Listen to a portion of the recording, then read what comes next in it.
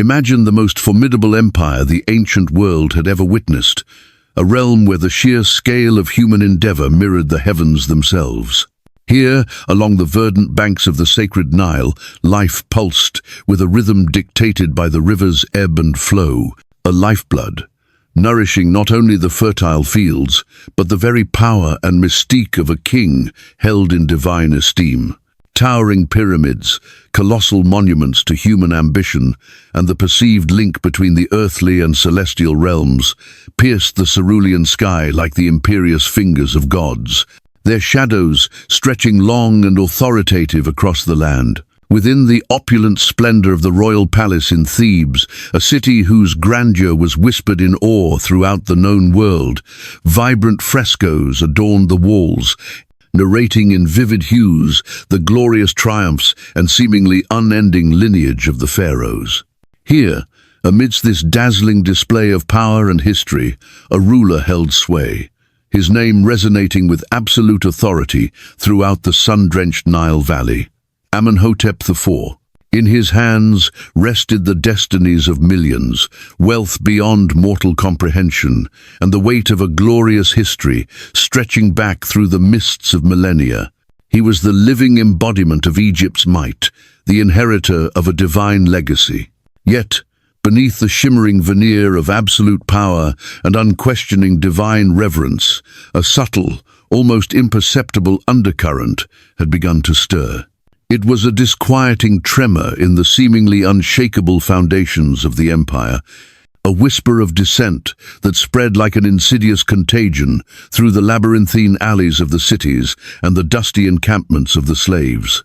Tales, at first murmured in hushed tones and furtive glances, then spoken with increasing boldness, circulated among the populace. They spoke of a foreign slave people, the Hebrews, who toiled under the relentless Egyptian sun, yet whose numbers seemed to multiply with an unnatural, almost alarming speed. They worshipped a singular, unseen god, a deity whose name was foreign to the Egyptian tongue and whose ways were shrouded in mystery. And, most disturbingly, they spoke of strange and unsettling omens that had begun to manifest, subtle disruptions in the seemingly eternal and harmonious order of Egypt, the unseasonal discoloration of the river, the unusual stillness of the air before a sudden, violent squall. These were whispers that gnawed at the edges of certainty, hinting at a shift in the cosmic balance. Can you feel the tension beginning to thicken the air, an invisible pressure building like the ominous calm before a violent, inevitable storm? Can you picture the first tendrils of unease beginning to snake their way into the heart of that seemingly invincible pharaoh, a subtle disquiet that even his most strenuous efforts at regal composure could not entirely mask? Was it a flicker of doubt in his own divinity, a prickle of fear at the unknown? The story we are about to explore is far more than a dusty account etched on ancient papyrus. It is a profound and timeless psychological tragedy, a stark exploration of the corrosive nature of unchecked power. It is a narrative where the primal fear of diminishing authority, the terror of losing control, and the fiercely burning fire of unyielding arrogance ignited with terrifying speed, ultimately consuming not just a single man, but an entire, mighty kingdom. Let us together draw back the heavy veil of mystery that shrouds these ancient events. Let us delve deep into the complex and often contradictory mind of Pharaoh Amenhotep IV, seeking to understand the intricate web of motivations that drove his actions. Was his legendary stubbornness merely an act of petulant defiance against the pronouncements of the divine? Or did it serve as a brittle shield, concealing deep-seated insecurities, intricate and desperate political calculations, and a relentless, all-consuming internal conflict?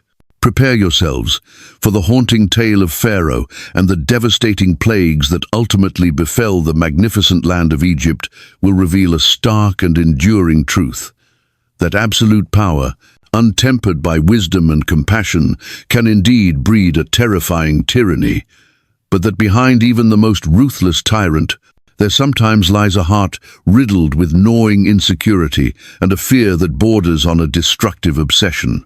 The echoes of his choices reverberate through the ages, a chilling reminder of the fragility of even the most formidable empires when ruled by a heart hardened by pride and gripped by fear. Within the sprawling columned sanctuary of the Temple of Amun-Ra, where the air perpetually hung thick with the fragrant smoke of burning incense and the hushed murmur of ancient prayers, the high priests intoned their solemn chants.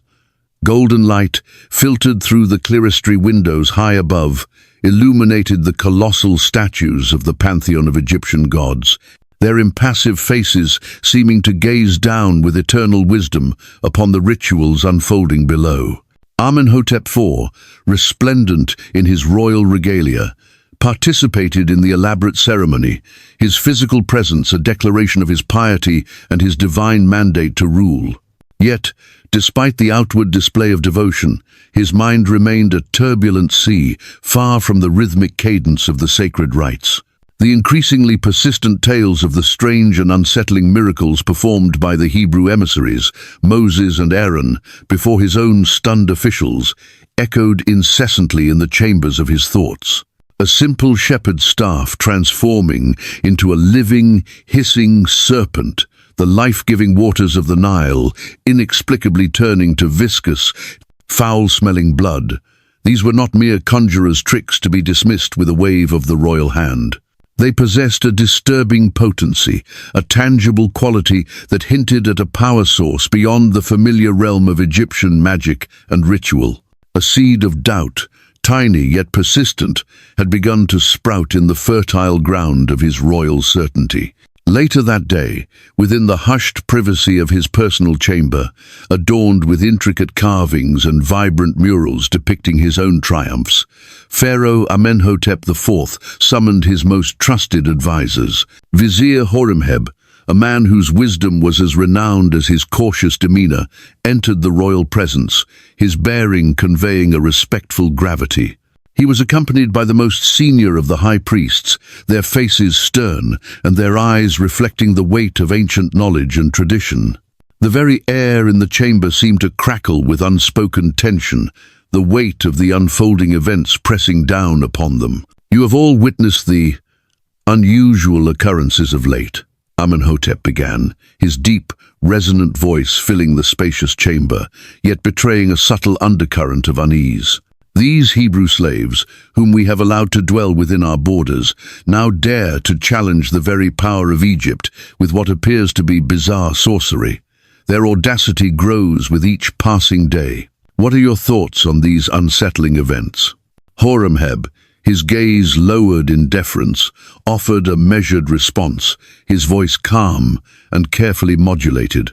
"Great Majesty, what we have witnessed is indeed perplexing. The transformations of the staff, the alteration of the river, these defy easy explanation within our known understanding. However, perhaps these are mere illusions, clever tricks orchestrated by these individuals to sow discord and incite unrest among their brethren, and perhaps even among segments of our own populace who might be swayed by such displays." A senior high priest, his face etched with deep lines of concern, his eyes holding a flicker of something akin to fear, countered the vizier's cautious assessment. "No, wise vizier, I have sensed a power far beyond mere illusion at play behind these events. There is a presence. Could it be that the ancient gods, the very pillars upon which our great nation is built, are displeased with something that has transpired within our land?" Amenhotep frowned, his brow furrowing in consternation. "Displeased? Why would the benevolent gods of Egypt be displeased? Have I not always honored them with due reverence? Have I not ensured that the temples are well maintained and that sufficient sacrifices are offered according to the ancient rites and traditions?" A hint of defensiveness crept into his tone. "Perhaps," Horemheb mused, his gaze thoughtful as he stroked his carefully trimmed beard. "The growing presence and the increasing numbers of these Hebrews have somehow displeased the divine beings. They worship a singular, unseen God, a deity whose nature and attributes are entirely different from our vast and powerful pantheon. A single God, Pharaoh scoffed, a dismissive curl to his lip. A truly peculiar and narrow-minded notion. The gods of Egypt are countless, each governing a different aspect of the cosmos and the intricate tapestry of life. How could one solitary, singular deity possibly oversee the vast complexities of existence, the rising of the sun, the flooding of the Nile, the fertility of the land? His voice dripped with incredulity. "That is their fervent belief, Great Majesty," Horemheb replied, his tone even and respectful, careful not to directly contradict the pharaoh's pronouncements. And this belief, however strange it may seem to us, appears to be spreading with increasing fervor among the vast slave community, offering them a sense of unity and perhaps even a glimmer of hope in their arduous lives. "We have granted them far too much leniency," Amenhotep said, his jaw tightening, a flash of anger in his eyes. "Their burgeoning numbers and their strange beliefs are clearly becoming a source of instability. Perhaps it is indeed time to tighten the chains that bind them, to remind them of their place in the grand order of Egypt. Increase the surveillance upon their settlements. Impose even harsher punishments for the slightest infraction. We must extinguish any nascent spark of rebellion or defiance at its very inception, before it has a chance to ignite into a conflagration that could threaten the stability of our entire kingdom." The weight of his authority settled heavily in the room.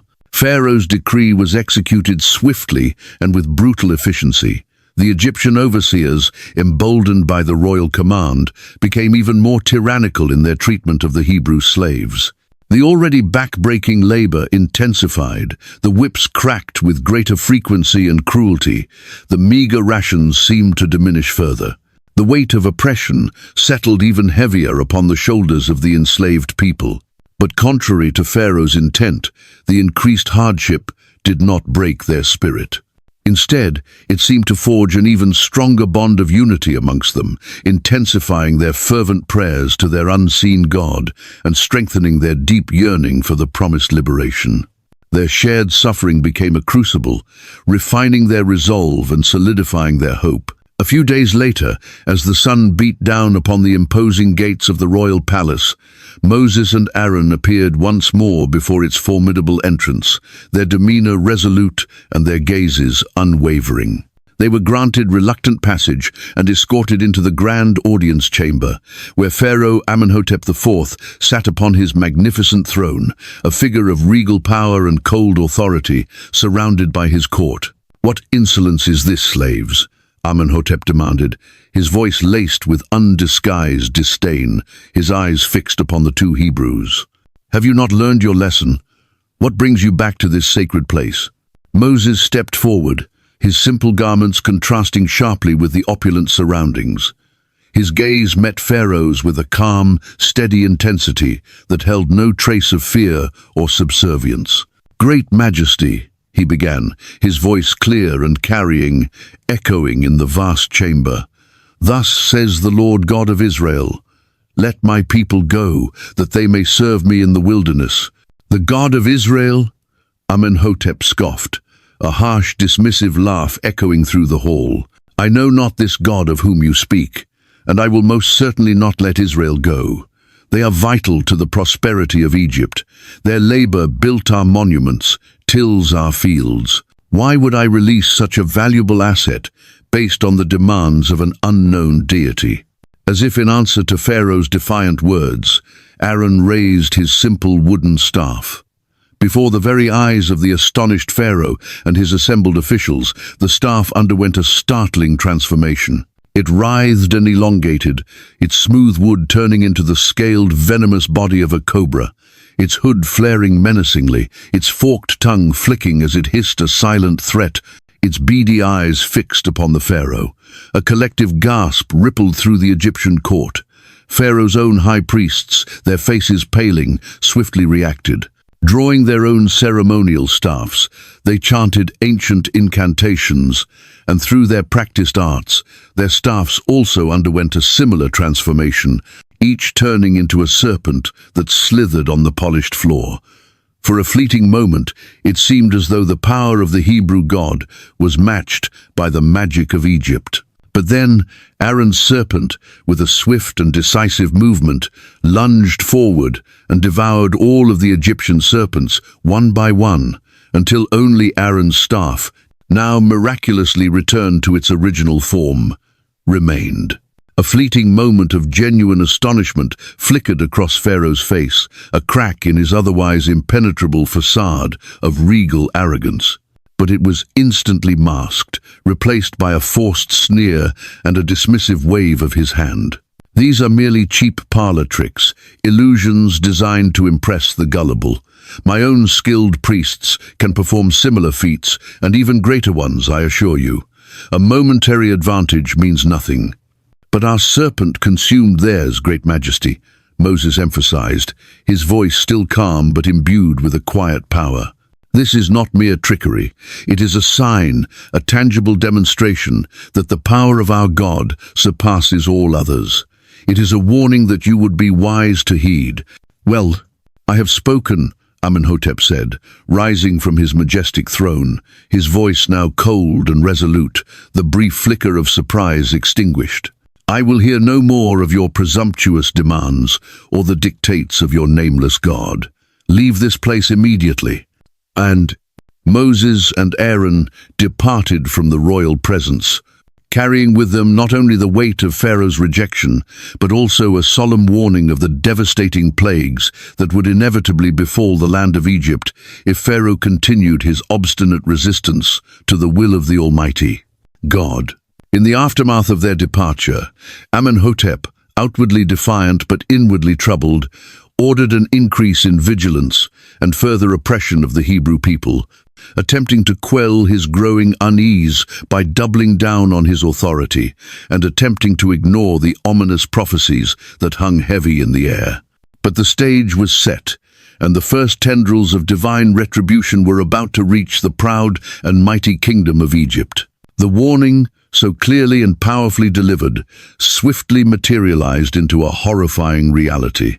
The very lifeblood of Egypt, the majestic Nile River, the source of all sustenance and prosperity, underwent a terrifying and inexplicable transformation. One morning, as the Egyptians awoke, they found the waters no longer clear and life-giving, but a grotesque, viscous red. The familiar gentle flow seemed sluggish, almost stagnant, and a foul, fetid odor hung heavy in the air, replacing the fresh scent of the river. Fish, once teeming in its depths, lay dead in vast numbers along the banks, their silver scales now dull and lifeless, their decaying bodies polluting the once sacred waters. The life of Egypt was struck at its very core. Panic erupted throughout the kingdom. The Nile was not merely a river, it was the embodiment of life itself, worshipped as a deity. Its sudden corruption sent waves of horror and disbelief through every stratum of Egyptian society, from the humblest peasant to the most powerful noble. The water, essential for drinking, for irrigation of the fertile fields, for the very survival of the nation, was now undrinkable, a source of sickness and death. The vibrant activity that usually lined the riverbanks ceased, replaced by a stunned and fearful silence. The laughter of children playing near the water, the songs of the boatmen, the rhythmic splashing of oars, all were silenced by the crimson tide of divine wrath. Desperate Egyptians dug frantically in the parched earth, seeking any source of uncontaminated water, but the plague seemed to have seeped into the very groundwater near the river. The once fertile fields began to wither under the relentless sun, deprived of the Nile's nourishing embrace. The spectre of famine, a terror Egypt had rarely known on such a scale, began to loom large on the horizon. The carefully maintained order of Egyptian life dissolved into chaos and fear. In the face of this unprecedented catastrophe, Pharaoh Amenhotep IV, his initial arrogance shaken by the sheer scale of the disaster, reluctantly summoned Moses and Aaron once more to the royal palace. The grand audience chamber, usually a scene of pomp and ceremony, now felt heavy with dread. Pharaoh sat upon his throne, his usual regal bearing replaced by a palpable anxiety, his face etched with a mixture of rage and a dawning, unwelcome fear. "What have you done to my river?" he demanded. his voice filled with a desperate fury that barely masked the tremor of his underlying panic. This abomination, explain yourselves." Moses stepped forward, his gaze unwavering amidst the Pharaoh's fury and the palpable fear of the assembled court. "Great Majesty," he replied, his voice clear and resonant, cutting through the tension-filled atmosphere. "The Lord God of Israel has done this. It is a warning, a sign of his power and his unwavering resolve. He commands you once more, let my people go. If you continue to refuse, far greater plagues will be unleashed upon this land." "Plead with your God, then," Amenhotep exclaimed, his voice now edged with a desperate plea. "Beg him to spare the river, to restore it to its life-giving purity. If you do this, I will seriously consider your request. Perhaps then we can discuss the matter of your people." The proud Pharaoh, worshipped as a god himself, was now reduced to begging a foreign slave to intercede with his deity. The irony of the situation hung heavy in the air. Moses, ever obedient to the divine command, agreed. He prayed fervently to the Lord God of Israel, lifting his hands towards the heavens in supplication. And as he prayed, the miraculous occurred. Slowly, gradually, the crimson hue of the Nile began to recede, replaced by its familiar clear waters. The dead fish were swept away by the returning current, and the foul odor dissipated. Hope flickered in the hearts of the terrified Egyptians as they witnessed the restoration of their precious river. But as the plague subsided, as the initial shock and fear receded, Pharaoh's ingrained arrogance and his deep-seated fear of losing his vast slave labor force resurfaced with renewed vigor. The brief moment of humility and the tentative promise he had made evaporated like morning mist under the scorching Egyptian sun. He hardened his heart once more, his resolve to keep the Israelites in bondage solidifying. He rationalized the plague as a temporary disruption, a random occurrence, anything but a direct act of divine intervention that demanded his obedience. Following this first terrifying plague came a relentless succession of increasingly terrible afflictions, each one a more forceful and devastating warning from the God of Israel, each one demonstrating his absolute power over the natural world and the limitations of Pharaoh's own perceived divinity. First, a seemingly endless wave of frogs emerged from the restored Nile, swarming over the land, invading homes, filling beds, covering every surface in a slimy, croaking mass, making life utterly unbearable. Then came hordes of gnats and flies, an uncountable multitude that tormented every Egyptian, biting and stinging, spreading disease and discomfort, leaving no respite day or night. A devastating pestilence then swept through the Egyptian livestock, killing vast numbers of cattle, horses, and other animals, crippling their economy and causing widespread famine. Boils, painful and festering, erupted on the skin of both people and animals, causing intense suffering and humiliation, afflicting even Pharaoh and his royal court. Hail, heavier and more destructive than any seen before, rained down from the heavens, shattering crops, destroying homes, and killing those caught in its icy fury. Finally, swarms of locusts, a ravenous cloud that darkened the sky, descended upon what little vegetation remained, devouring every green shoot, leaving behind a barren wasteland and the chilling specter of complete starvation. Each plague was a stark and undeniable demonstration of the God of Israel's power, a direct assault on the gods of Egypt, each one revealing the impotence of the Egyptian deities in the face of this foreign, unseen power. Yet, with each respite, however brief, Pharaoh's stubbornness and his deep-seated fear of economic ruin and the perceived loss of his dominion over the Hebrews prevented him from making the only decision that could have spared his kingdom further devastation. His pride, his arrogance, and his fear formed an impenetrable barrier around his heart. In each strained and increasingly hostile dialogue with Moses, the agonizing internal conflict raging within Pharaoh became more and more apparent. He could not deny the supernatural power that lay behind these horrific plagues. The evidence was too overwhelming, too undeniable. Yet, he remained ensnared by the suffocating grip of his own pride, his fear of appearing weak before his court and his people, and his ingrained belief in the absolute necessity of the Hebrew slaves to Egypt's prosperity. He was a king caught in a vice of his own making, his will pitted against the will of the Almighty. Stop these calamitous events. Amenhotep roared during one desperate summons of Moses after the devastating hailstorm had ravaged the land, his voice raw with a mixture of fury and desperation. "I will let your people go. Just plead with your God one last time to cease this unbearable torment that is destroying my kingdom." Moses, with a heavy heart, knowing Pharaoh's fickle nature, prayed once more. And as he prayed, the relentless hail ceased, the storm clouds dissipated, and a fragile semblance of peace returned to the battered land. But as soon as the skies cleared and the immediate threat subsided, Pharaoh, true to his tragically flawed nature, reneged on his solemn promise, his fear and pride once again eclipsing the fleeting moment of repentance. "Do you think I am weak?" he hissed to his bewildered officials, his eyes blazing with a defiant fire. "Do you believe I will yield to a band of lowly slaves and their obscure god? Never. Egypt will not be brought to its knees."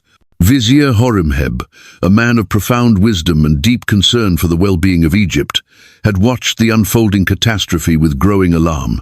Witnessing Pharaoh's repeated obstinacy and the increasingly catastrophic nature of the plagues, he could no longer remain silent, his loyalty to his king warring with his responsibility to his nation. "Your Majesty," he said, his voice filled with a grave concern that bordered on desperation, "I believe we must now, with all due haste and seriousness, reconsider the demands of the Hebrews. The land is teetering on the brink of utter ruin. Your continued resistance, however understandable your concerns may be, is inflicting immense and perhaps irreparable suffering upon your loyal people. The very fabric of our society is beginning to unravel. Are you questioning my judgment, Horemheb?" Amenhotep glared at his trusted vizier, his eyes flashing with a dangerous anger. "Have you forgotten your place?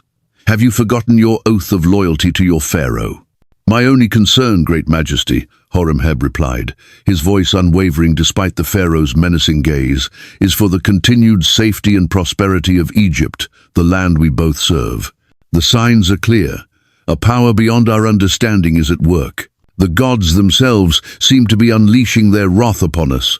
Is our pride, however deeply ingrained, truly worth such a terrible and escalating price?" Horemheb's courageous words, spoken with genuine concern and in the face of royal displeasure, touched a fragile remnant of conscience deep within Pharaoh's hardened heart. He fell silent for a long, agonizing moment, his face a mask of inner turmoil, the weight of his decisions pressing down upon him. But the ingrained fear of being perceived as weak, the lifetime of absolute authority, and the insidious grip of his own unyielding arrogance ultimately prevailed. The flicker of doubt was extinguished, replaced by a renewed surge of defiance. "Enough!" Amenhotep bellowed, his voice echoing through the chamber, silencing all dissent. "I will hear no more of this cowardly and defeatist talk. Prepare the army. Mobilize our chariots. We will pursue and recapture those rebellious slaves if they ever dare to flee this land. Egypt will not be defied." The die was cast. The final, most devastating act in this unfolding tragedy was about to begin. The weight of Pharaoh's defiant decree hung heavy in the tense atmosphere of Thebes. Preparations for war began immediately, the sounds of chariot wheels rumbling through the city streets and the rhythmic beat of marching feet echoing in the night. An air of grim determination settled over the Egyptian capital, a stark contrast to the festive grandeur that usually defined the city. Fear mingled with a thirst for retribution, the Egyptians blaming the departing Hebrews for the escalating calamities that had befallen their land. Unseen, unheard by the bustling preparations of war, a different kind of preparation was underway in the heavens. A silence, deeper, and more profound than any earthly stillness, descended upon the celestial realms. The very air seemed to hold its breath as a decree of unimaginable sorrow and finality went forth from the Almighty. That night, darkness descended upon Egypt with an unusual intensity, a palpable blackness that seemed to suffocate the very light. A chilling wind whispered through the land, carrying with it not the scent of the desert, but a subtle, almost metallic tang that spoke of unseen forces at work. In the hushed stillness of the night, a new sound began to emerge, faint at first, then growing in intensity. A collective weeping, a chorus of wails that rose from every corner of the land, from the grandest palace to the most humble dwelling. The angel of death, a figure of terrifying yet righteous purpose, swept through the darkened land. With swift and silent passage, it entered every Egyptian home, its judgment swift and absolute. In the space of a single, horrifying night, the firstborn son of every Egyptian family, the pride and hope of their lineage, was struck down. From the heir to Pharaoh's own formidable throne, to the son of the lowliest slave toiling in the fields, no household was spared this devastating loss. The future of countless families was extinguished in a single sorrowful breath. In the deepest hours of that terrible night, within the opulent, yet now grief-stricken royal palace, Amenhotep IV awoke to the piercing, heart-wrenching cries emanating from the royal chambers. A cold dread gripped his heart, a premonition of unimaginable loss. He rushed through the silent, shadowed corridors to the apartments of his firstborn son, the young prince who carried the hopes of his dynasty. There, bathed in the flickering light of oil lamps, he found his beloved child lying still and lifeless, his breath forever extinguished. A raw, primal scream tore from Pharaoh's throat, a sound of pure agony that echoed the countless cries rising from across the stricken land. In that moment of ultimate despair, the formidable walls of his pride and stubbornness seemed to crumble and shatter, leaving him exposed to the full, devastating force of his grief. He was no longer the invincible Pharaoh, the God-King. He was simply a father mourning the irreplaceable loss of his son. The weight of the preceding plagues, the repeated warnings he had ignored, the counsel he had dismissed, all crashed down upon him with the force of a physical blow. The connection between his defiance and this unimaginable tragedy was undeniable, a searing truth that pierced through the fog of his arrogance.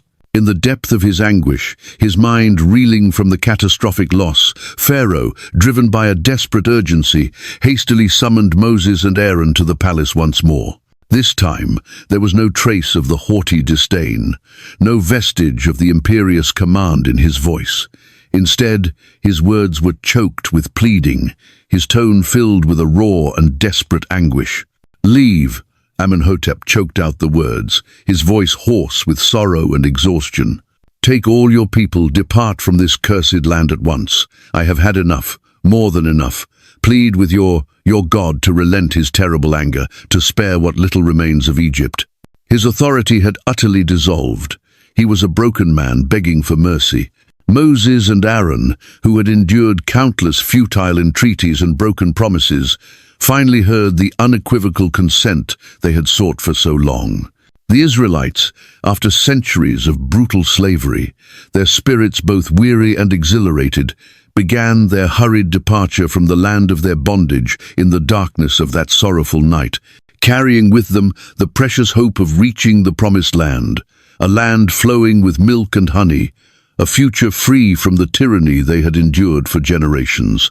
The sounds of their hasty preparations, hushed whispers, the shuffling of feet, the lowing of livestock, mingled with the mournful cries of the Egyptians, creating a symphony of liberation and despair.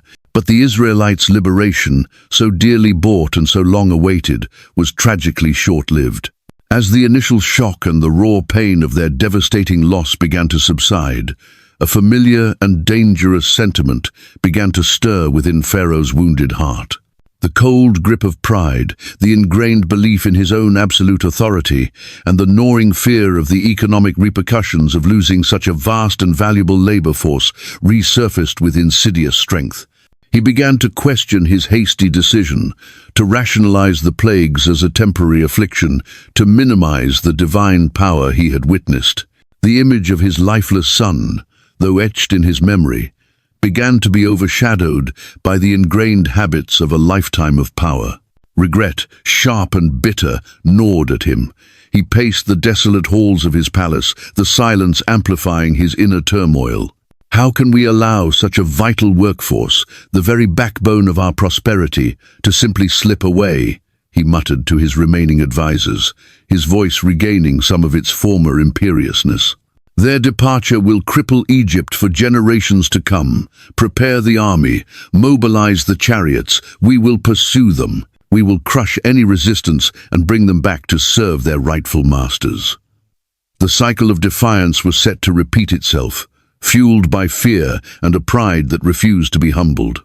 A mighty Egyptian army, a formidable force comprised of swift, horse-drawn chariots, skilled archers, and valiant foot soldiers, thundered forth from the gates of Thebes in pursuit of the fleeing Israelites. Their determination was fueled by a thirst for revenge and the unwavering belief in their pharaoh's divine authority. They moved with speed and purpose, intent on reclaiming their lost laborers and reasserting Egypt's dominance. The pursuing Egyptian army, relentless in their pursuit, caught up with the vast multitude of Israelites as they reached the shores of the Red Sea. The Hebrews, weary from their long and arduous journey, their hearts filled with a mixture of hope and trepidation, found themselves seemingly trapped. Before them lay the impassable expanse of the sea, its waves crashing against the shore, a formidable barrier to their escape. Behind them, the dust clouds on the horizon grew larger and darker, signaling the imminent arrival of Pharaoh's avenging forces. Escape seemed utterly impossible. When the Israelites saw the approaching Egyptian army, a wave of utter terror and despair washed over them. The joy of their newfound freedom turned to ashes in their mouths. They turned on Moses, their initial hope replaced by bitter recrimination. "Why have you brought us out here to die in this desolate wilderness?" they cried out, their voices filled with fear and resentment. "Were there not enough graves for us in Egypt? Was it for this that you led us away from the relative safety of our bondage?" Their faith, so recently kindled, flickered precariously in the face of imminent destruction. Moses, however, his faith in the Almighty God unwavering, stood firm amidst the panic and despair of his people. He raised his voice, his words cutting through the cries of fear, filled with a divine confidence. "Do not be afraid," he exhorted them. "Stand firm, and you will witness the deliverance that the Lord will bring you this day. The Egyptians whom you see approaching you this day, you will never see them again. The Lord will fight for you. You need only to be still." Then, at God's command, Moses raised his staff towards the heavens and then stretched it out over the turbulent sea. As he did so, a powerful east wind began to blow, with a force and intensity unlike anything they had ever experienced. It raged throughout the entire night, whipping the waters into a frenzy. And then, a miracle of unimaginable proportions unfolded before their very eyes. The mighty waters of the Red Sea began to part, pushed back by the relentless wind, creating a dry path through the very midst of the sea, a pathway of salvation, where moments before there had been only an impassable barrier. The waters stood up on either side, forming towering walls, held in place by the divine power, a testament to the Lord's absolute dominion over creation. The Israelites, their fear mingled with awe, and a renewed surge of faith, began to walk through the heart of the sea on dry ground, the towering walls of water standing firm and silent on their right and on their left, a protective corridor leading them towards freedom. The Egyptian army, blinded by their arrogance and their thirst for vengeance, and perhaps driven by a desperate need to reassert their dominance, plunged recklessly in, after the fleeing Israelites, into the very heart of the divided sea, their chariots rumbling onto the newly formed seabed, their soldiers confident of their imminent victory. But they failed to perceive the divine hand that had orchestrated this miraculous passage, mistaking it for a temporary phenomenon. As the last of the Israelites reached the safety of the opposite shore, the first rays of dawn began to paint the eastern sky. Then the Lord spoke to Moses, his voice a command that resonated with the power of the cosmos. "Stretch out your hand once more over the sea, so that the waters may flow back over the Egyptians, over their chariots, and over their horsemen." Moses obeyed, stretching out his hand over the sea. And as he did so, at the break of day, the powerful east wind ceased, and the waters, no longer held back by divine intervention, surged back to their natural place with a deafening roar, engulfing the entire pursuing army of Pharaoh. The swift chariots became entangled in the churning waters. The valiant soldiers, weighed down by their armor, were swept away by the relentless currents. Not one of them survived the overwhelming force of the returning sea. Amenhotep IV, the once mighty and seemingly invincible pharaoh of Egypt, stood on the shore, his eyes wide with utter terror and disbelief, as he witnessed the horrifying spectacle of his powerful army being completely swallowed by the unforgiving sea. The realization of the utter and complete defeat, the devastating consequence of his own pride and stubbornness, washed over him in a crushing wave of despair. His defiance had finally led to his own ruin and the utter destruction of his formidable forces. The echoes of his arrogance were silenced by the roar of the returning sea, a final, tragic testament to the limitations of earthly power when pitted against the divine. The sight of the Egyptian army being swallowed by the Red Sea etched itself into the collective memory of the Israelites, a terrifying yet ultimately liberating spectacle that solidified their belief in the power of their God. A song of deliverance rose from their ranks, a jubilant chorus praising the Lord who had rescued them from the clutches of Pharaoh and the might of Egypt. Moses himself lifted his voice, leading the people in a hymn of gratitude and awe, Miriam and the women accompanying him with tambourines and joyful dances. The air, moments before thick with fear and desperation, now vibrated with elation and thanksgiving. They were free, finally free, and the miraculous manner of their escape left no doubt in their hearts about the divine hand that had guided them. However, the harsh realities of the wilderness soon began to temper their initial euphoria. They journeyed for 3 long days into the unforgiving expanse of the Sinai Peninsula. The sun beat down relentlessly, the sand stretched endlessly before them, and the precious water they had carried from Egypt began to dwindle rapidly. The joy of liberation gave way to a gnawing thirst, their parched throats and dry tongues, a constant reminder of their dependence on the very elements that now seemed to conspire against them. Panic began to ripple through the camp once more, a stark echo of their fear at the Red Sea. They grumbled against Moses, their voices tinged with the bitterness of their growing discomfort. "Why did you bring us out of Egypt?" they complained, their memories of slavery seemingly fading in the face of their present hardship. "Was it only to have us die of thirst in this desolate wasteland? At least in Egypt we had water, even if we were slaves." Their short-sightedness and their tendency to forget the miracles they had witnessed began to manifest. Finally, they reached Mara, a place where they hoped to find respite and refreshment, but their hopes were dashed when they tasted the water. It was bitter, so bitter that it was undrinkable, leaving their thirst unquenched and their disappointment profound. The murmuring against Moses intensified, their voices now laced with anger and frustration. "What are we to drink?" they demanded, their desperation reaching a new peak. Moses, once again facing the complaints and anxieties of his people, turned to the Lord in prayer. He did not rebuke their lack of faith, but instead sought divine guidance in their moment of need. The Lord heard his cry and showed him a piece of wood. Moses took the wood and threw it into the bitter waters, and miraculously the water was transformed, becoming sweet and potable. The relief that washed over the Israelites was immense, their thirst quenched, their spirits lifted. This simple yet profound miracle served as a powerful reminder that even in the harshest of circumstances, the Lord would provide for their needs.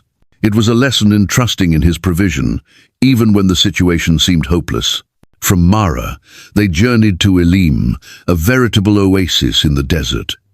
There, they found 12 springs of water and 70 palm trees, a welcome respite after the arduous journey and the ordeal at Mara. They encamped by the refreshing springs, finding shade under the swaying palm trees, their bodies and spirits renewed by the abundance of water and the unexpected comfort of this verdant haven. Elim served as a testament to God's faithfulness, a tangible reward for their perseverance, and a reassurance of the blessings that awaited them if they continued to trust in Him. The journey through the wilderness was not merely a physical one, it was also a spiritual journey, a process of learning to rely on God's provision and to trust in His promises. The bitter waters of Mara and the sweet relief of Elim were potent lessons in the contrasting realities of life, a reminder that even in the midst of hardship, God's grace and provision could be found. The murmuring of the people highlighted their human frailties, their tendency to doubt and to focus on their immediate discomfort, even after witnessing extraordinary miracles. Moses' constant reliance on prayer and God's consistent intervention underscored the divine guidance that was leading them through the wilderness, shaping them into a nation that would ultimately inherit the promised land. As they continued their journey, the memory of Egypt and their former bondage began to fade, replaced by the daily challenges and the miraculous provisions of their wilderness experience. The manna that appeared each morning, the water that flowed from the rock at Horeb, these were constant reminders of God's care and His unwavering commitment to His people. The wilderness, though harsh and unforgiving, became a crucible where their faith was tested and refined, where they learned to depend not on their own strength or resources, but on the boundless power and love of the God who had delivered them from slavery. The journey was far from over, and greater trials awaited them, but the lessons learned at the Red Sea, at Mara, and at Elim would serve as foundational truths upon which their future as a nation would be built. The bitter and the sweet, the hardship and the relief, all were part of God's plan to shape and mold His chosen people, preparing them for the inheritance He had promised. The wilderness was not just a path to a destination. It was a classroom of faith, where they were learning the most vital lessons of dependence, trust, and gratitude. As the Israelites ventured deeper into the desolate expanse of the Sinai wilderness, their reliance on the provisions they had carried from Egypt diminished entirely. The novelty of their freedom had worn off, replaced by the daily grind of survival in a harsh and unforgiving environment. The vast, empty landscape, devoid of familiar comforts, began to stir anxieties within their hearts. Their murmuring against Moses, a recurring theme in their journey, resurfaced with a renewed intensity, this time focused on the fundamental need for sustenance. If only we had died by the hand of the Lord in the land of Egypt, when we sat by the pots of meat and ate our fill of bread, they lamented, their memories selectively highlighting the perceived abundance of their former bondage, while conveniently overlooking the brutal oppression they had endured. For you have brought us out into this wilderness to kill this whole assembly with hunger. Their words, fueled by fear and a lack of faith in God's continued provision, were a stinging rebuke to Moses' leadership and a disheartening display of their fickle nature. The Lord, however, despite their complaints, remained steadfast in His commitment to His people. He heard their grumbling, not as an act of outright rebellion, but as a manifestation of their human frailty and their struggle to fully trust in His promises.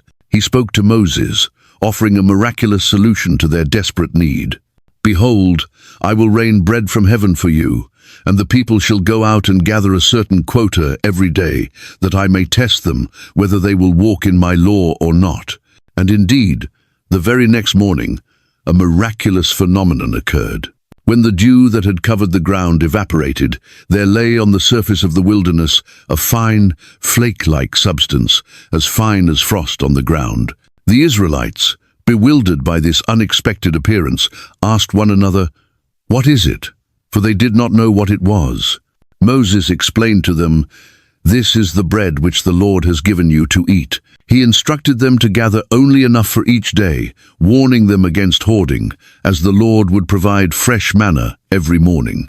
The manna, described as tasting like wafers made with honey, became their daily bread, a direct provision from God that sustained them throughout their years in the wilderness. It was a constant reminder of his presence and his unwavering care. Yet, even this miraculous provision became a source of discontent for some. They tired of the monotonous diet, their palates craving the variety of foods they had known in Egypt. Their ingratitude, despite the constant display of divine favor, was a stark illustration of the human tendency to take blessings for granted and to yearn for what they no longer possessed. As their journey continued, another critical need arose: water. The springs of Elim were now distant memories, and the relentless sun and arid landscape once again left the Israelites parched and desperate. They arrived at Rephidim, but there was no water for the people to drink. The familiar murmuring against Moses erupted once more, this time tinged with a greater sense of urgency and despair. "Give us water, that we may drink," they demanded, their voices harsh and accusatory. Moses, weary of their constant complaints, yet deeply concerned for their well-being, responded with a mixture of frustration and faith. "Why do you quarrel with me?" he asked. "Why do you test the Lord?" But their thirst overshadowed their reason, and their grumbling escalated. "Why is it that you have brought us up out of Egypt, to kill us and our children and our livestock with thirst?" Their desperation threatened to boil over into open rebellion. Once again, Moses turned to the Lord, pouring out his anxieties and the plight of his people. The Lord heard his cry and gave him a specific and miraculous instruction. "Go on before the people, and take with you some of the elders of Israel. Also take in your hand your staff with which you struck the river, and go. Behold, I will stand before you there on the rock in Horeb, and you shall strike the rock, and water will come out of it, that the people may drink." No, Moses, in obedience to the divine command, gathered the elders and proceeded to the designated rock in Horeb, the very staff that had turned into a serpent before Pharaoh now held in his hand. In the presence of the elders, he lifted the staff and struck the hard, seemingly barren rock. And then, a miracle of astounding proportions occurred. Water gushed forth from the rock, a life-giving stream flowing in abundance to quench the thirst of the multitude and their livestock. The dry and desolate landscape was suddenly transformed by the unexpected flow of water, a testament to God's power to bring forth life from even the most unlikely of sources. The place was named Massah, testing, and Meribah, quarreling, because of the quarreling of the children of Israel, and because they tested the Lord, saying, "Is the Lord among us or not?" This miraculous provision of water from the rock served as yet another powerful lesson in faith and trust. Despite their repeated doubts and complaints, the Lord had once again demonstrated his unwavering commitment to meeting their needs in miraculous ways. It was a reminder that their sustenance and survival depended not on their own efforts or the availability of natural resources, but solely on the grace and power of the God who had delivered them. The provision of manna and water from the rock were not merely acts of physical sustenance, they were profound spiritual lessons woven into the fabric of their wilderness journey. They were tangible demonstrations of God's covenant faithfulness, his unwavering presence in their midst, and his absolute power to provide for all their needs, even in the most challenging circumstances. The Israelites were being taught to rely on God's daily provision, to trust in his miraculous power, and to overcome their doubts and fears. The wilderness was their classroom, and manna and water were crucial elements in their education of faith, preparing them for the inheritance that awaited them in the promised land. Yet, the recurring theme of their murmuring served as a poignant reminder of the constant struggle between faith and doubt that resides within the human heart. The miraculous provision of water at Rephidim was soon followed by a different kind of encounter, one that tested not their faith in God's provision, but their ability to defend themselves against hostile forces. News of the large Israelite encampment in the wilderness had reached the ears of Amalek, a nomadic tribe known for their fierce warriors and opportunistic raids. Seeing the seemingly vulnerable and newly freed people as an easy target, Amalek launched an unprovoked attack on the Israelites at Rephidim, targeting the weak and stragglers at the rear of their camp. This sudden and brutal assault was the first direct military conflict the Israelites had faced since their departure from Egypt. Unaccustomed to warfare and still finding their footing as a nascent nation, they were ill-prepared for such an aggressive encounter. Panic and fear spread quickly through the camp as the Amalekite warriors, swift and fierce, descended upon them. In this moment of crisis, Moses took decisive action. He called upon Joshua, a capable and courageous leader, and instructed him to choose able-bodied men and lead them into battle against Amalek. Meanwhile, Moses, accompanied by Aaron and Hur, ascended to the top of a nearby hill from where they could overlook the battlefield and seek divine intervention. As the battle raged below, Moses held his staff, the symbol of God's power, high above his head. Miraculously, as long as Moses held his hand raised with the staff, the Israelites prevailed, pushing back the Amalekite forces. But whenever Moses, weary from the effort, lowered his hand, Amalek began to gain the upper hand. Recognizing the crucial connection between Moses' raised staff and the tide of the battle, Aaron and Hur, displaying remarkable loyalty and foresight, positioned themselves on either side of Moses and supported his arms, keeping the staff raised steadily until the sun went down and Joshua and his men had decisively defeated Amalek. This victory was a significant turning point for the Israelites. It taught them the importance of unity, of courageous leadership in the face of adversity, and above all, their absolute dependence on God's power for deliverance. The raising of Moses' hands symbolized the crucial role of prayer and divine support in their struggles. The unwavering support of Aaron and Hur highlighted the necessity of communal effort and mutual encouragement in times of difficulty. Following this hard-won victory, the Lord spoke to Moses, commanding him to record this event as a lasting memorial and to declare that the Lord would have war with Amalek from generation to generation. This decree served as a reminder of the relentless opposition the people of God would face and the importance of remembering God's faithfulness in delivering them from their enemies. Soon after the battle with Amalek, Jethro, Moses' father-in-law, arrived from Midian, bringing with him Moses' wife Zipporah and their 2 sons, Gershom and Eleazar, whom Moses had sent back to Midian earlier. Jethro had heard of all that God had done for Moses and for Israel, his people, how the Lord had brought Israel out of Egypt. Jethro's arrival was a joyous occasion, a time of reunion and celebration. He brought with him not only family but also wise counsel. Observing the immense burden Moses carried in judging disputes and administering justice for the entire nation, Jethro recognized the unsustainable nature of this arrangement. He approached Moses with respect and offered a practical and divinely inspired solution. "What you are doing is not good," Jethro said. "Both you and these people who are with you will surely wear yourselves out, for this thing is too much for you. You are not able to perform it by yourself. Now listen to my voice. I will give you counsel, and God will be with you. You shall select from all the people able men, such as fear God, men of truth, hating covetousness, and place such over them to be rulers of thousands, rulers of hundreds, rulers of 50s, and rulers of 10s. And let them judge the people at all times. Then it will be that every great matter they shall bring to you, but every small matter they themselves shall judge. So it will be easier for you, and you will be able to endure. If you do this thing, and God so commands you, then you will be able to endure, and all these people also will go to their place in peace."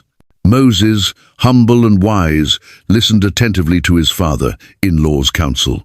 Recognizing the wisdom in his words and understanding that this plan aligned with God's will for order and efficient leadership, he readily adopted Jethro's suggestion. He selected capable and God-fearing men from among the people and appointed them as leaders over various divisions, delegating the responsibility of judging smaller disputes to them, while he reserved the more significant and complex cases for his own judgment. This administrative restructuring brought much-needed relief to Moses and provided a more efficient system of justice for the growing nation of Israel. The events at Rephidim and the arrival and council of Jethro were crucial steps in the formation of Israel as a nation in the wilderness. The victory over Amalek demonstrated God's power to protect them from their enemies and the importance of prayer and unity in times of conflict. Jethro's wise advice provided a framework for governance and leadership, laying the foundation for a more organized and sustainable community. These experiences, both in times of battle and in times of counsel, were shaping the Israelites, preparing them for the greater challenges and the ultimate fulfillment of God's promises in the land that awaited them. The wilderness was not just a physical journey.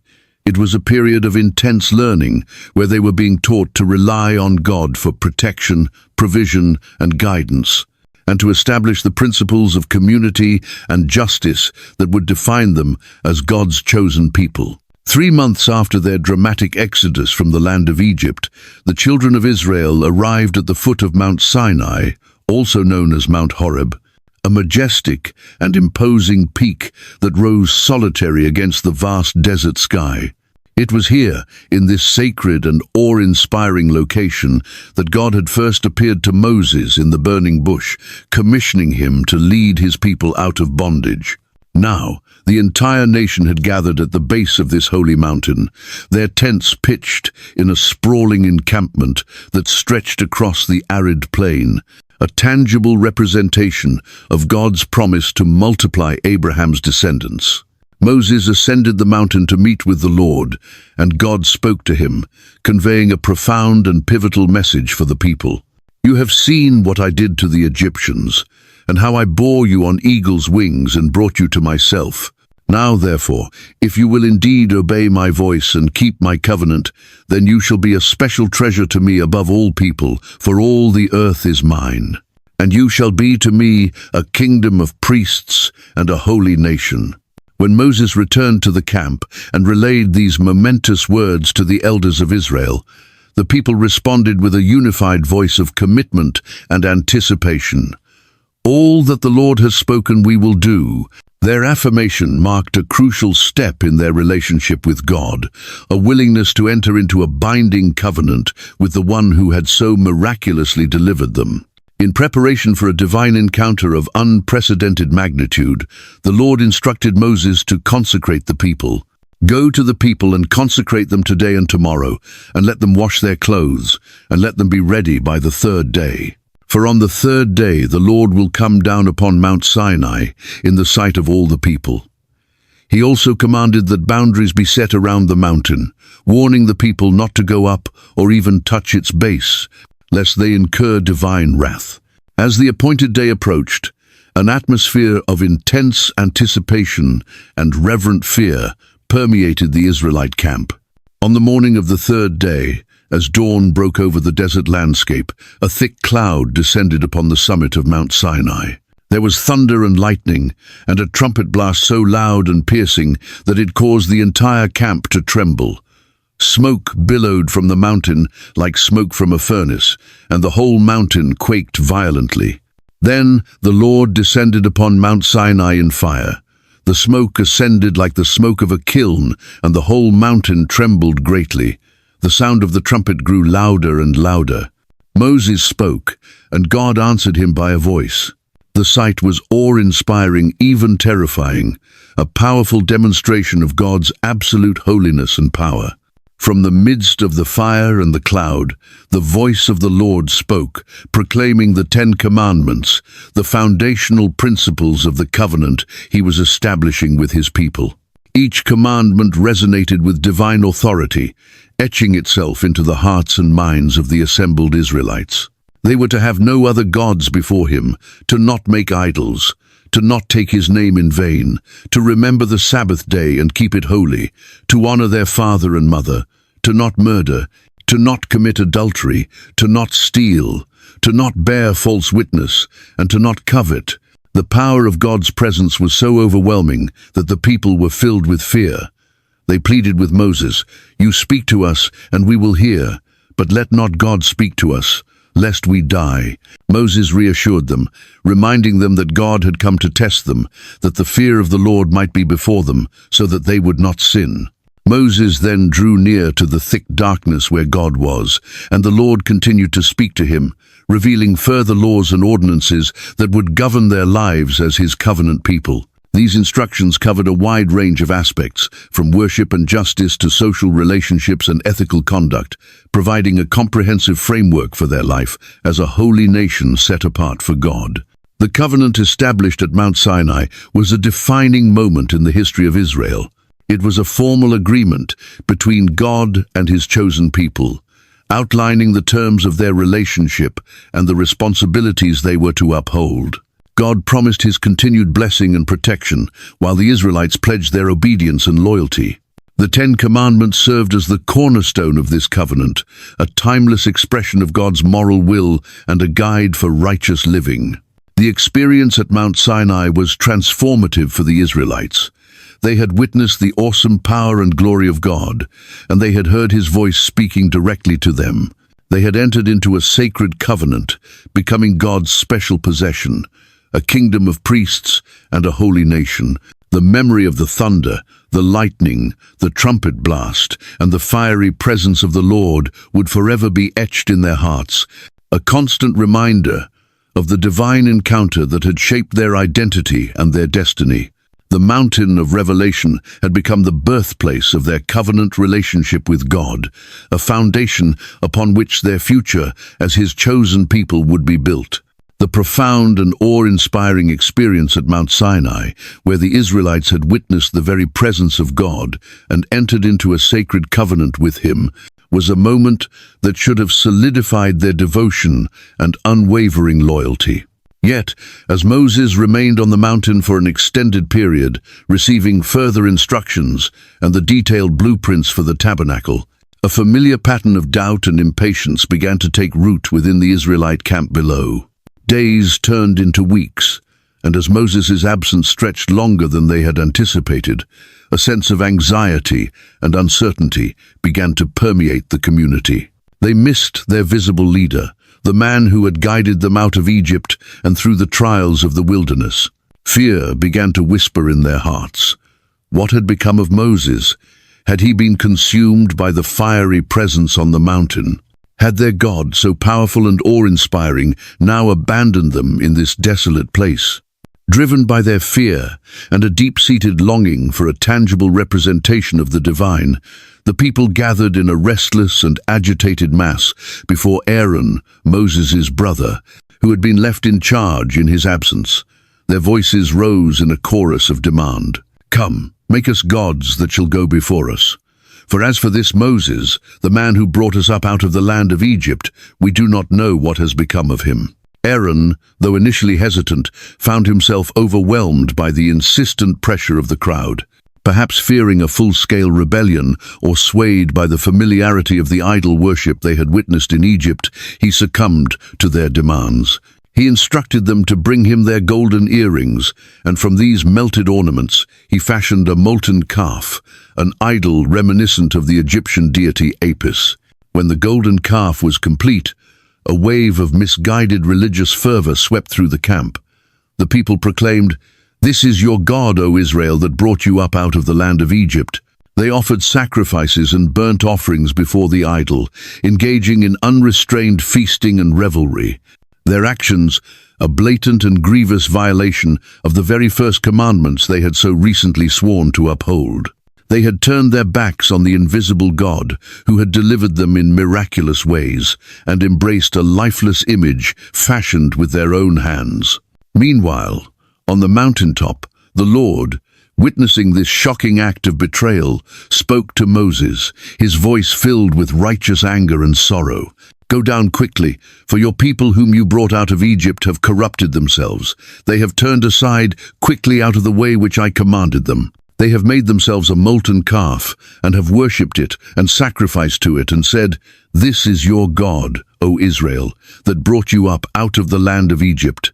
Sibyl, God declared his intention to consume the rebellious nation in his wrath, but Moses, in a powerful act of intercession, pleaded fervently with the Lord on behalf of his people. He reminded God of his promises to Abraham, Isaac, and Jacob, and appealed to his reputation among the nations. The Lord, moved by Moses' impassioned plea and his own enduring covenant love, relented from the full extent of the judgment he had initially threatened. Descending from the mountain, carrying the 2 tablets of the testimony inscribed by the very finger of God, Moses drew near to the camp. The sounds of wild celebration and idolatrous worship reached his ears, and as he came within sight of the golden calf and the unrestrained revelry of the people, his anger burned fiercely. In a dramatic display of righteous indignation and utter dismay at their broken covenant, Moses hurled the tablets to the ground, shattering them at the foot of the mountain, a symbolic representation of the broken covenant between God and Israel. Seizing the golden calf, Moses ground it to powder, scattered it on the water, and made the children of Israel drink it, a humiliating act designed to demonstrate the utter worthlessness of their idol. He then confronted Aaron, demanding an explanation for his complicity in this egregious sin. Aaron offered a weak and somewhat evasive explanation, attempting to deflect full responsibility for the creation of the idol. Moses, filled with righteous zeal, stood at the entrance of the camp and cried out, "Whoever is on the Lord's side, come to me." All the sons of Levi gathered around him. He then commanded them to go throughout the camp, each man with his sword, and strike down those who had been the primary instigators of this idolatrous rebellion. That day, about 3,000 men fell, a severe judgment necessary to cleanse the camp and reassert the Lord's holiness.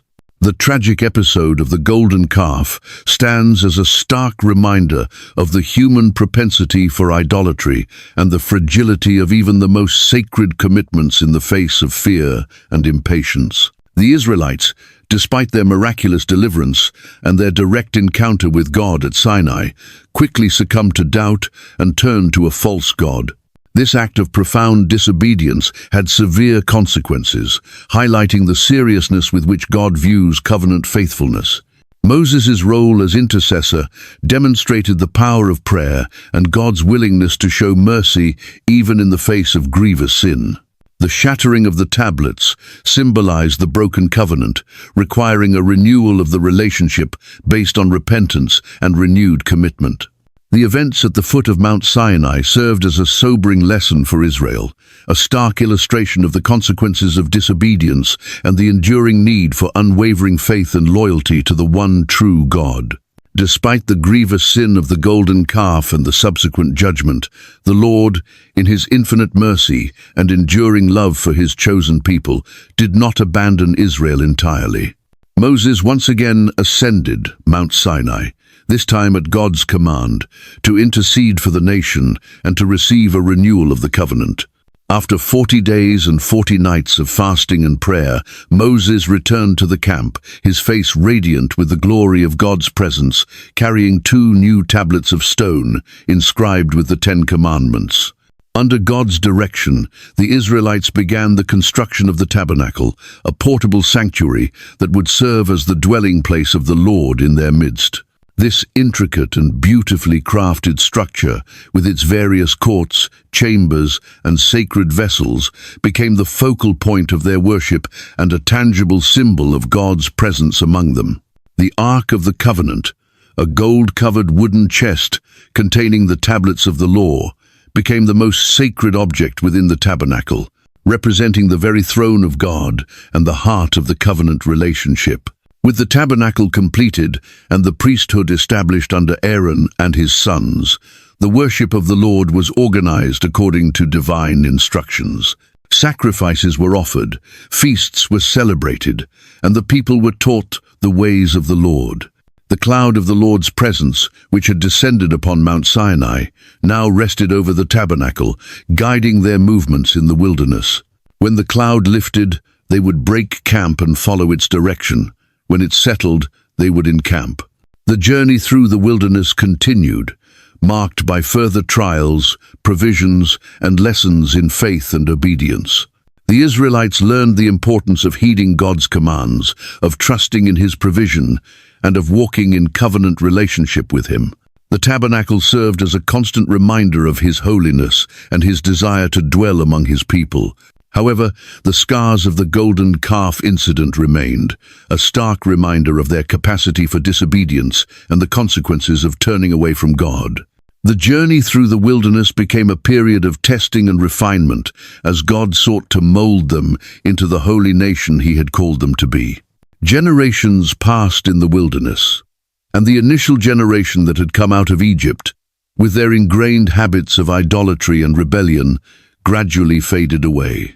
A new generation arose, one that had not personally experienced the bondage of Egypt, but had witnessed God's miraculous power and provision in the wilderness. Finally, after 40 long years of wandering, the cloud of the Lord lifted from the tabernacle, leading the Israelites towards the eastern banks of the Jordan River, the gateway to the Promised Land.